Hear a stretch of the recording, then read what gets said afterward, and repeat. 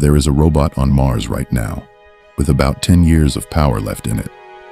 It spent 5 years drilling, sealing rock into titanium tubes, photographing each one, cataloging it, setting some down in a neat row on the surface, and keeping the rest inside its own body. It did all of that because a spacecraft was coming to collect them. That spacecraft is not coming. And I want to be precise about this, because it's the part people get wrong. Nobody decided the samples were worthless. Perseverance was sent to answer whether Mars ever hosted life, and the tubes it filled may hold the best evidence we will ever have. They got left there for a much more uncomfortable reason. In January, a congressional spending bill removed the funding for Mars sample return. The official language is 9 words long. The agreement does not support the existing MSR program. The cost had climbed toward $11 billion. The projected return date had slipped toward 2040. And so the plan to lift a few pounds of rock off the surface of Mars was judged too expensive to attempt. Now, hold that number in your head, because the next thing we intend to put on Mars weighs about 180 pounds, needs oxygen, and has a family waiting. We could not afford to bring back rocks. So what does it cost to bring back people? The 2 physicists who first published a serious case for the one-way alternative, Paul Davies and Dirk Schulze-McCooch, put the round-trip crewed mission at an order of magnitude more than Apollo. Not somewhat more, 10 times.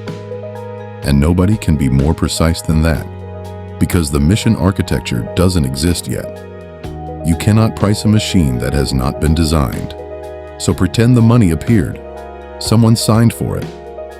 Now you meet the part that doesn't take offers. To bring a crew home, you don't just need a lander. You need a second rocket, an ascent vehicle, already sitting on Mars, waiting. On the moon, that was nearly easy. 1/6 gravity, no atmosphere.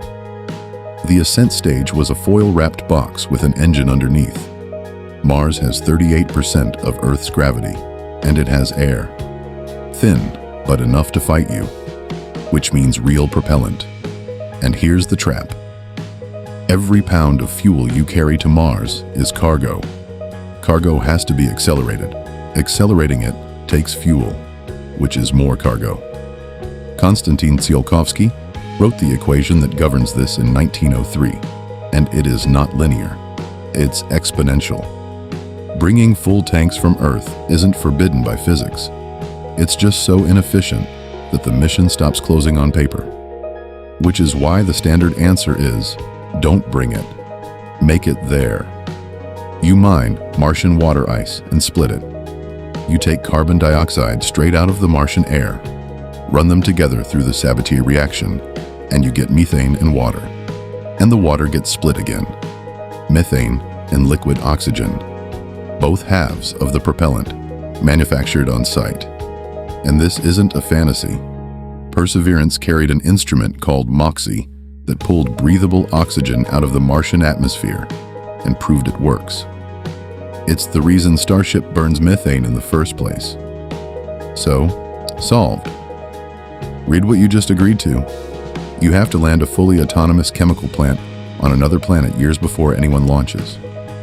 NASA's own concepts put its power demand somewhere between 30 kilowatts and well past 200, meaning acres of solar panels that dim under dust and stop during storms, or compact nuclear reactors. It arrives on a fleet of cargo landers. It deploys itself. Then it runs unattended for hundreds of days, through temperature swings of well over 100 degrees and planet-wide dust storms, with nobody there to restart it. And then, 6 people leave Earth on a 3-year trip, betting their lives that the machine kept working.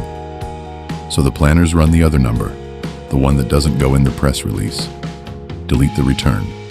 No ascent vehicle, no fuel factory, no return propellant, no food, water, or air for the trip home. Davies and Schulze-McCooch put the saving at roughly 80%. You stop building a ship, you start building a house.